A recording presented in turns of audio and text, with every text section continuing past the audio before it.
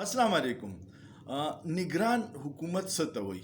نگران حکومت دې ته وایي چې یو غیر جانبداره حکومت وي او د هغې منډیټ صرف دا وي چې هغه په یو خاص وخت کې په 2 میاشتو کې یا میکسیمم 3 میاشتو کې الیکشن وکړي او هغه د ټولو پارټیانو ته یو بهترین ماحول ورکړي چې هغوی کل کې خپل کمپین وکړي او هغوی هغه الیکشن پروسس وکړي. هغوی سره غټ فنډونو ترقیاتي جاري کولو اختیار نه وي. د هغوی سره ډېر منډیټ محدود دي. خو په KPK کې یا په رژیم چینج نه پس چې سم حالات دي په پاکستان کې هغه ډېر ناشنا دي. په خیبر پښتونخوا کې چې کم نگران حکومت دی دا وی مونږ غیر جانبدار او نگران خلک راوستي. اوس په یو بل کې چې کله د بندر باند یا په مفاداتو کې یا په وزارتونو وران شو نو هر څه ښکاره شو.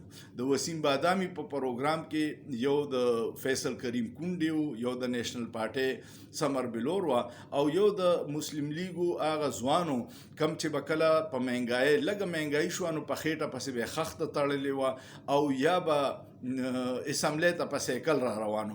هغوی نه یې تپوس وکړو چې دا څه فارموله وه نو هغې درې واڼه وویل چې موږ ته 3 سیټونه د مسلم لیګ نون سره دي وزارتونه، 3 د فیصل کریم کونډې وي چې پیپلز پارټۍ سره دي او 3 چې کم دي سمر بلور وي چې د نیشنل پارټۍ سره دي او نور ټول د جمعیت علما اسلام سره دي. نو وسیم بادامي ته بیا تپوس وکړو چې نه دا خو نگران سیټ اپ دی نو ستاسو سره ولې سیټونه دي؟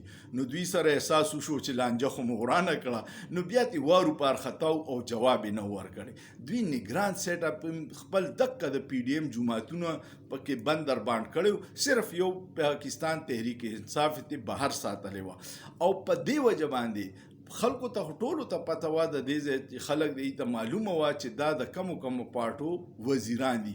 نو په دې وجه دا کم چې مهنګایي ده تباهي ده په دې ملک کې د دې ډایرکټ ذمهوار دقه د PDM جماعتونه دي، کو نیشنل پارټي ده، کو پیپلز پارټي ده او کو مسلم لیگ دی او کو جمعیت علما اسلام دی. او د جمعیت علما اسلام باندې د ټولو مسلم لیگ نون، پیپلز پارټي او سمر بلور دی نیشنل پارټي والا او ایمل ولی خان الزام لګولې چې گورنر هاوس د کرپشن ګړ دی.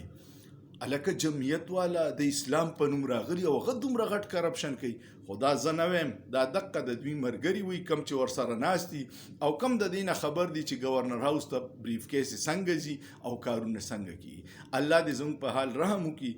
چا د قوم پرستۍ په بانه وخوړو، چا د نیشنلیزم په بانه وخوړو، چا د سوشلیزم په بانه وخوړو، چا د سبز انقلاب په بانه وخوړو او چا د اسلام په نوم دوکه کړو او عوامو له هیڅ ور نه کړه، خپل جیبونه او خزانې ډکې کړې.